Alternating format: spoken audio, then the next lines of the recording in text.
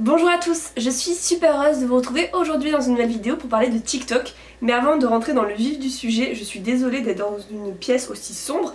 Je suis dans le pire Airbnb de toute ma vie, vraiment honnêtement ça m'est jamais arrivé. À Los Angeles, donc ça je suis vraiment contente. Mais vraiment le logement c'est une horreur, on est là une semaine, limite j'ai envie de faire une vidéo YouTube pour vider mon sac pour vous en parler parce que c'est vraiment horrible. Vous avez peut-être suivi ça dans mes stories Instagram. Donc bref voilà, la pièce est sombre, je me suis mis face à une fenêtre pour que ce soit le moins pire possible pour vous à regarder, pour la luminosité etc.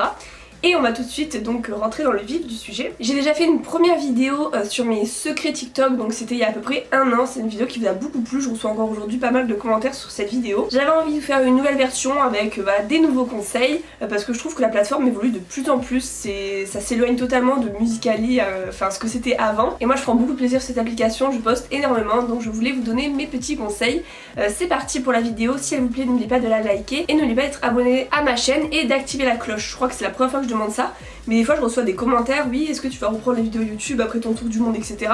Alors que j'ai posté des vidéos toute l'année donc ça m'a un petit peu inquiétée, donc si vous voulez suivre mes nouvelles vidéos, activez la cloche. Et c'est parti avec la première astuce. Alors première astuce, récemment j'ai fait pas mal de TikTok sous l'eau, donc dans des piscines, à la plage parce que j'étais au Mexique, et j'ai reçu pas mal de questions, comment tu fais pour filmer sous l'eau, et en général quand sur la miniature on voyait que j'étais sous l'eau ça faisait plus de vues que d'autres vidéos j'ai remarqué, donc je pense que ça intrigue pas mal les gens. Donc la technique c'est très simple, moi j'utilise en fait une housse comme ça, où je mets mon téléphone dedans, qui est totalement imperméable et on voit très bien pour faire les photos, les vidéos. L'écran est toujours tactile. Celle-ci vient de chez Intersport, elle est vraiment très fiable, ça se ferme totalement en haut, j'ai jamais eu de soucis avec. Et après vous pouvez aussi utiliser pour faire des vidéos sous l'eau si vous avez une GoPro, une caméra voilà, qui va sous l'eau, un appareil photo qui va sous l'eau, peu importe. Mais la solution la moins chère c'est de mettre ça sur votre téléphone, ça coûte à peu près une dizaine d'euros. Deuxième astuce, je voulais vous parler des hashtags, je vous en ai parlé dans la dernière vidéo où je vous disais de suivre les hashtags qui étaient dans les tendances pour être mieux vus etc. Aujourd'hui je voudrais vous dire de mettre environ 4 hashtags par TikTok, enfin vous faites vraiment comme vous voulez mais moi en général c'est ce que je fais et je trouve que ça fonctionne plutôt bien. Et de mettre des hashtags où il n'y a pas non plus trop de vidéos dessus pour être bien référencé, enfin c'est un peu comme sur Instagram quoi. Et quelque chose que j'ai arrêté de faire il y a pas du tout longtemps, mais je pense que ça fonctionne bien, c'est de ne pas mettre le hashtag pour toi, for you page, pour toi page. Donc c'est-à-dire pour être sur la page pour toi, parce qu'en fait ça n'a rien à voir sur ce hashtag, on va pas passer sur la page. Et c'est vraiment un hashtag qui est trop utilisé, donc vous êtes noyé dans la masse. Donc un conseil, mettre 4 hashtags, donc vous pouvez en mettre des gros comme hashtag France, transition, mais varier avec des plus petits qui ressemblent vraiment à vos vidéos. Troisième astuce, je sais pas si vous avez remarqué mais il y a régulièrement des nouvelles fonctions sur TikTok, là je crois qu'ils viennent de rajouter les gifs, mais récemment il y a eu la fonction de texte qui est super utilisée et je vous conseille de l'utiliser tout simplement parce que vous allez améliorer pareil votre référencement, vous allez être plus visible sur TikTok parce que les gens vont passer plus de temps devant votre TikTok pour lire le texte, le regarder en entier. Je sais pas si vous voyez ce que je veux dire, mais quand on raconte une histoire avec le texte on est toujours tenté de regarder jusqu'au bout et pas de swiper directement. Et ça permet aussi plein de possibilités sur une musique, de raconter des histoires, des dialogues, et je trouve ça super cool. Quatrième astuce, je voulais vous parler des transitions, parce que c'est quelque chose qui est très présent sur TikTok. Moi mes 2 transitions préférées c'est les transitions couleurs.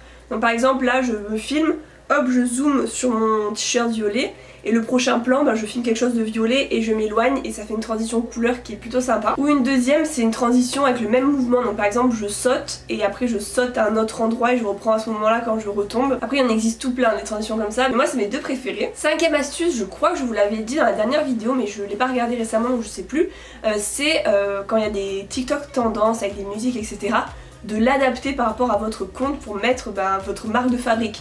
Par exemple il y a eu un TikTok, je sais plus, vous savez qu'il y a un bruit un peu de cuisine et tout, moi je l'ai pas fait, mais c'est vrai que tout le monde faisait la même chose, la même chorégraphie, et c'est lassant en fait, c'est pas comme ça que vous pouvez vous démarquer, et c'est vraiment d'adapter les TikTok par rapport à vous.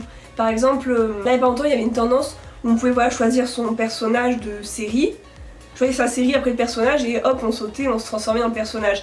Donc moi pour l'adapter par rapport à moi qui est vraiment un compte voyage en ce moment, j'ai fait pareil mais avec des pays et des destinations. Et c'est vrai qu'il a plutôt bien fonctionné, donc on va essayer, pas forcément de vous prendre la tête mais juste de faire un truc un peu différent des autres. Et enfin 6ème et dernière astuce bonus, je suis désolée je perds ma voix au fur et à mesure de cette vidéo, c'est les différents logiciels pour éditer vos vidéos de TikTok. Donc moi vous me demandez très souvent sur quel logiciel je retouche les TikTok, donc soit directement sur l'application pour faire des trucs assez simples, et quand je fais des choses plus compliquées, me dédoubler et tout, j'utilise Final Cut Pro parce que c'est le logiciel que j'utilise déjà pour mes vidéos YouTube, donc je l'ai. Donc c'est vraiment le plus simple pour moi, c'est un logiciel que je connais bien, mais 2 applis qui sont très utilisées par les personnes qui font des montages assez complexes sur TikTok, c'est les applis Zoomerang et Videostar. Je crois que les deux ont une partie gratuite et payante, donc à vous de voir ce qui vous convient le mieux. Voilà, je vous ai donné mes astuces, j'espère que cette vidéo vous a plu, que vous avez appris quelque chose.